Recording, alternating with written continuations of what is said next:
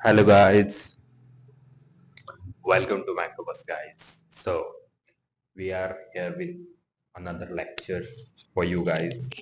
That is the Earth gravitational force and the Earth gravitational acceleration. So what is the difference between force and acceleration? Force can be the pull one or the push one. अगर हम किसी चीज को पुल करते हैं तो वहाँ हम फोर्स अप्लाई करते हैं, किसी चीज को हम पुल करते हैं मतलब खींचते हैं तब फोर्स अप्लाई करते हैं, तो दैट इज द फोर्स। लेकिन व्हाट इज ग्रेविटेशनल फोर्स? अभी पूरा टॉपिक ही ग्रेविटेशनल फोर्स पे बना है, तो आपको मालूम ही है कि ग्रेविटेशनल फोर्स क्या होता है। लेकिन आपके बुक में एक बहुत इंटरेस्टिंग एग्जांपल दिया है उन्होंने। उन्होंने ये कहा है कि देखिए, बचपन में आपने कोई पत्थर ऐसा ऊपर फेंका होगा, तो पर्टिकुलर हाइट तक पत्थर जाता है और वहां से फिर नीचे आता है पत्थर। ओके, सो समझिए, this is me Rohit. Rohit ने एक पत्थर को फेंका, वो पत्थर इस हाइट तक गया और यहाँ से नीचे आया। क्यों आया? तो देखिए, जब रोहित यहाँ से पत्थर फेंकेगा तो वो जैसे जैसे ऊपर जाएगा, क्योंकि हम हाथ से ऐसा फोर्स लगाते हैं, तो हम जो इनिशियली फोर्स लगाते हैं वो वन टाइम फोर्स लगाते हैं हम, तो पत्थर ऊपर जाएगा। लेकिन हम जैसे ही पत्थर ऊपर फेंकते हैं तो अर्थ अपना जादुई कमाल शुरू करता है। अर्थ क्या करता है? अर्थ अपना भी फोर्स उस पत्थर पे लगाना स्टार्ट करता है। तुमने वन टाइम फेंका था, वन टाइम फोर्स लगाया था, लेकिन अर्थ कंटिन्यूअसली अपनी तरफ उसको खींचता है। तो जहां तक आपके फोर्स का परिणाम है, इफेक्ट है, उस हाइट तक ये पत्थर जाएगा, क्योंकि आपने उस पत्थर को एक गति दी थी, एक उस पत्थर को आपने स्पीड दिया था। उसके बाद एक पॉइंट पे उस पत्थर का स्पीड मैक्सिमम हो जाएगा। एक पॉइंट पे उस पत्थर का स्पीड वी मैक्स मतलब वेलोसिटी मैक्सिमम हो जाएगी, और उसके अगले ही पॉइंट पे उसका वेलोसिटी जीरो हो जाएगा, और वहां से फिर आपके फोर्स का इफेक्ट बंद होके अर्थ की ग्रेविटेशनल फोर्स का इफेक्ट उसके ऊपर प्रभाव डालेगा। और इसी टाइप से वो जो उड़ा हुआ पत्थर है, आई मीन फेंका हुआ पत्थर है, वो धीरे धीरे धीरे धीरे अर्थ की तरफ आएगा। इसका और एक एग्जांपल देता हूँ मैं आपको। आप अगर क्रिकेट देखते होंगे तो देखिए, अगर रोहित शर्मा सामने आके फुल शॉट मारता है तो बॉल जाता है, सिक्स ही जाता है, लेकिन हवा में तो नहीं रहता ना बॉल। एक पर्टिकुलर हाइट तक जाता है बॉल, और फिर उसके बाद उसको अर्थ अपनी तरफ खींच लेती है। तो वो जो पर्टिकुलर हाइट है, वो जो पर्टिकुलर हाइट है, वहां तक जाने के लिए रोहित शर्मा के बैट से फोर्स लगा होता है, और जब वो बॉल नीचे आता है तब उसके ऊपर ग्रेविटेशनल मतलब अर्थ का ग्रेविटेशनल फोर्स लगा होता है गाइस। तो यही होता है ग्रेविटेशनल फोर्स। और gravitational force is not only on the sorry, gravitational force अगर अर्थ का है ना, तो हर प्लैनेट का ग्रेविटेशनल फोर्स होता है गाइस। प्लैनेट के मास के ऊपर उसका ग्रेविटेशनल फोर्स होता है। ठीक है, समझा? अगर हमारा जुपिटर प्लैनेट बड़ा है तो उसका ग्रेविटेशनल फोर्स ज्यादा होगा, क्योंकि आपको पता है F is directly proportional to masses, Newton's first law. Okay, ठीक है। So the next chapter or the next point for our today's lecture is Earth gravitational acceleration. What is acceleration, guys? Acceleration is nothing but the change in the speed of the body. अगर कोई body एक motion में है, एक गति में है, और हम उस पे कुछ फोर्स लगाते हो, वो और ज्यादा उसका गति बढ़ता है या फिर कम होता है, तो उसी को एक्सेलरेशन कहते हैं। मतलब कैसे सर? मतलब देखिए, जब रेलवे, आपने रेलवे तो देखा ही होगा, रेलवे शुरू में धीमे धीमे धीमे धीमे धीमे जाता है, पर्टिकुलर टाइम के बाद उसका स्पीड बढ़ता है और फिर बढ़ते ही जाता है। तो the change in the speed, the change in the speed is the acceleration guys. Acceleration मतलब चेंज इन द स्पीड। लेकिन ये जो अर्थ ग्रेविटेशनल एक्सेलरेशन है, यहाँ पर क्या होता है, यहाँ पर भी चेंज इन द स्पीड होता है, लेकिन due to gravity of the earth. Exactly, यहाँ हमने फेंका हुआ पत्थर का स्पीड चेंज हुआ, पर्टिकुलर हाइट को जाने के बाद वो नीचे आया, उसका स्पीड चेंज हुआ, उसका डायरेक्शन चेंज हुआ, वो इफेक्ट था एक्सेलरेशन का, ग्रेविटेशनल फोर्स के एक्सेलरेशन का। So acceleration is nothing but the change in the speed of the body, इतना आप ध्यान रखिए। Okay, so earth exert gravitational force on the each and every object near it. Earth के पास कोई भी ऑब्जेक्ट रहने दो, उसके ऊपर ग्रेविटेशनल फोर्स अर्थ अप्लाई करता है गाइस। तो acceleration that occurred due to the gravitational force is called as gravitational acceleration. Exactly. देखिए, not the topic for discussion. Okay. So the acceleration that occurred due to the gravitational force is called as the earth gravitational acceleration. Okay. और इसको denote कैसे करते हैं? इसको denote किया जाता है स्मॉल जी से। बड़ा वाला जी जो है guys, that is the gravitational constant. Okay, और ये जो छोटा जी है, that is the acceleration due to gravity और the gravitational acceleration. The gravitational force is always towards the centre. आपको पता है कि हमारे अर्थ का जो ग्रेविटेशनल फोर्स है वो उसके सेंटर ऑफ मास की तरफ हमेशा centripetal, I mean centre loving force है, वो हमेशा सेंटर की तरफ ही उसका डायरेक्शन रहता है। तो एक्सेलरेशन ड्यू टू ग्रेविटी मतलब अगर कोई स्पीड, उसका एक्सेलरेशन चेंज हो रहा है, तो उसका डायरेक्शन, उस ऑब्जेक्ट का डायरेक्शन भी टुवर्ड्स सेंटर ही होगा। अगर समझिए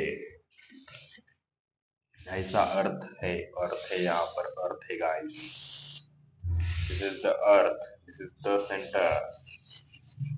सेंटर मास ऑफ द अर्थ।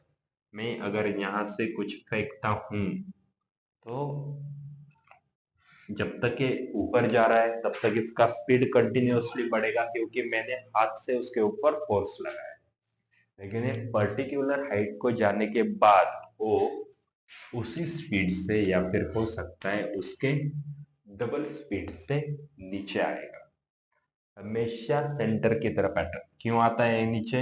ये हमेशा इसका direction towards the centre of the अर्थ रहता है, तो ग्रेविटेशनल फोर्स उसको और स्पीड देता है।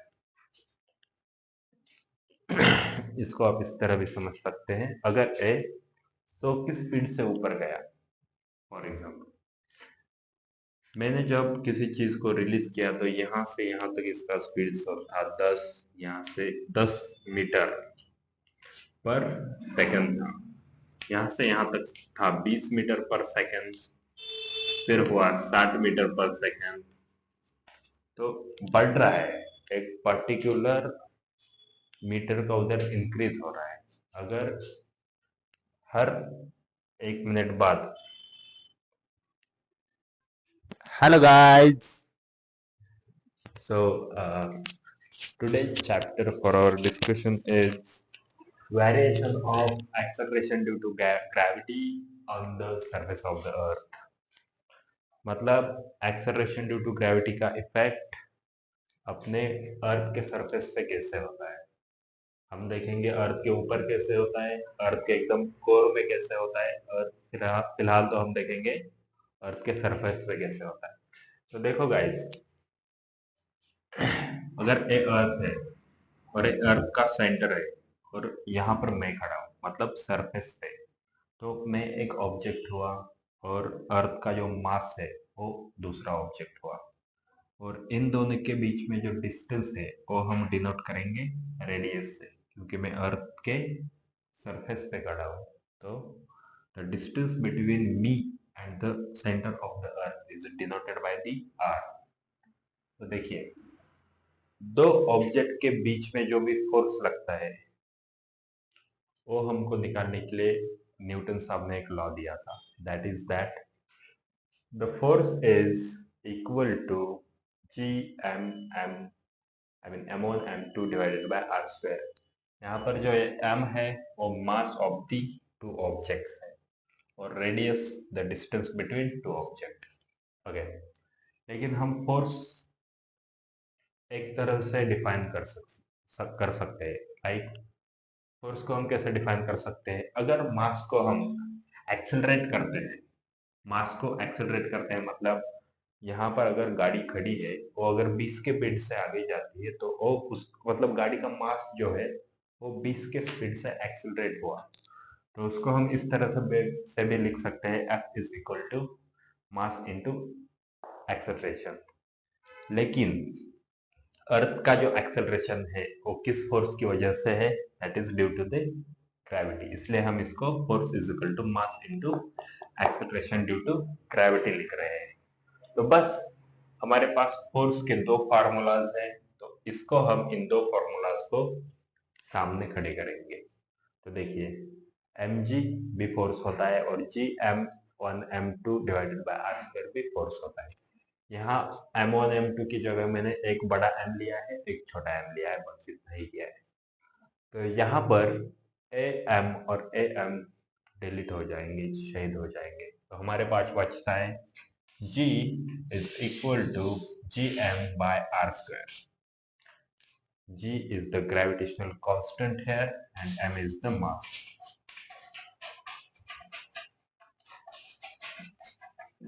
Gravitational constant और m is mass.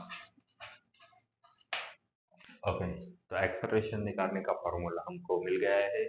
That is the small g, that is the acceleration due to gravity, is equal to gm by r square. यहाँ पर r square क्या रहता है? r square is the distance between two objects, right?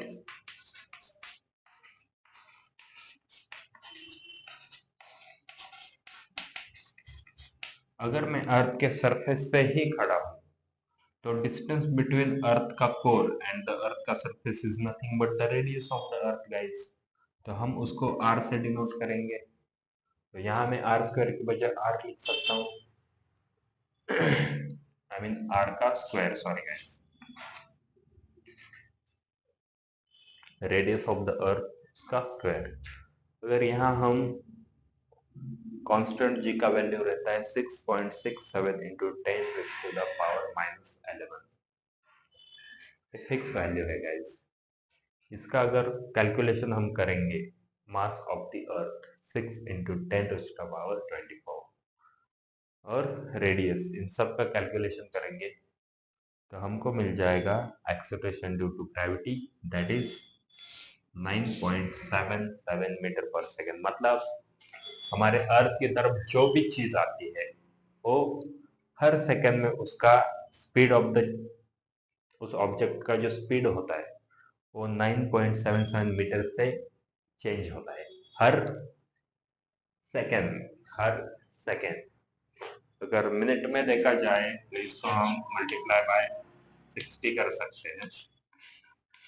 तो ये हो जाएगा around 9.77 metre पर सेकंड स्पीड चेंज होता है जो भी चीज अर्थ की तरफ आती है उसका.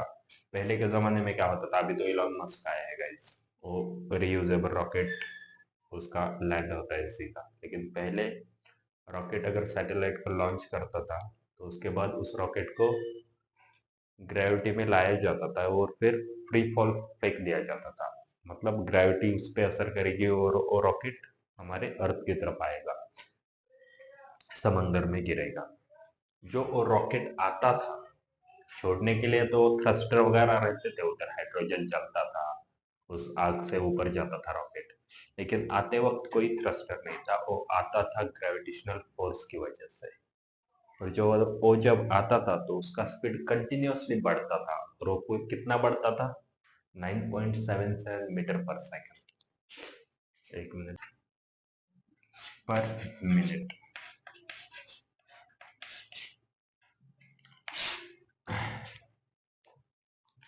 मतलब हमारे अर्थ की तरफ जो आने वाला चीज है उसका स्पीड हर मिनट 500 86 लगा म्हणतात हिंदीमध्ये हमारी अर्थ की तरफ जो आता है उसका हर मिनट का स्पीड होता है 586 मीटर पर मिनट मतलब हाफ किलोमीटर के आसपास आप पकड़ सकते हो। जो फ्री फॉल रॉकेट होते हैं उनका स्पीड कंटिन्यूअसली हाफ किलोमीटर पर मिनट बढ़ता है। मतलब अगर 1 मिनट में 10 किलोमीटर था तो फिर 10.5 होगा, 1 मिनट बाद, 2 मिनट बाद 11 होगा, फिर 1.5 मिनट बाद 11.5 होगा। ऐसे बढ़ते बढ़ते बढ़ते मैक्सिमम स्पीड जो उसका रहेगा वो रहेगा अर्थ के सरफेस के पास। और एक्सेलरेशन जो रहता है ग्रेविटी का वो डिपेंड करता है मास और रेडियस ऑफ द ऑब्जेक्ट। उस ऑब्जेक्ट का मास कितना है और अर्थ का रेडियस कितना है, क्योंकि अर्थ का रेडियस हर जगह वेरी करता है। हमारा अर्थ एग्जैक्टली सर्कुलर नहीं है, इट्स काइंड ऑफ द अंडा शेप। और जो एक्सेलरेशन ड्यू टू ग्रेविटी रहेगा और मैक्सिमम किधर रहेगा, एक्सेलरेशन ड्यू टू ग्रेविटी मतलब जो स्पीड ऑब्जेक्ट का हाईएस्ट स्पीड जो बड़ा हुआ रहेगा वो कहाँ रहेगा, अर्थ के सरफेस के पास। Is highest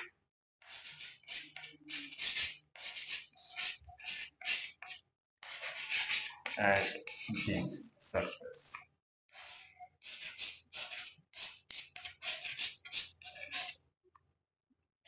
of Earth. इसको आप बुक में भी लिख सकते हो या फिर इसको आप इस तरह से किधर भी लिख सकते हो।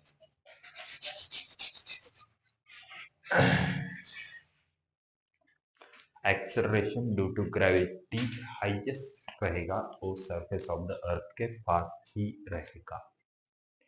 Thank you, have a good day, bye.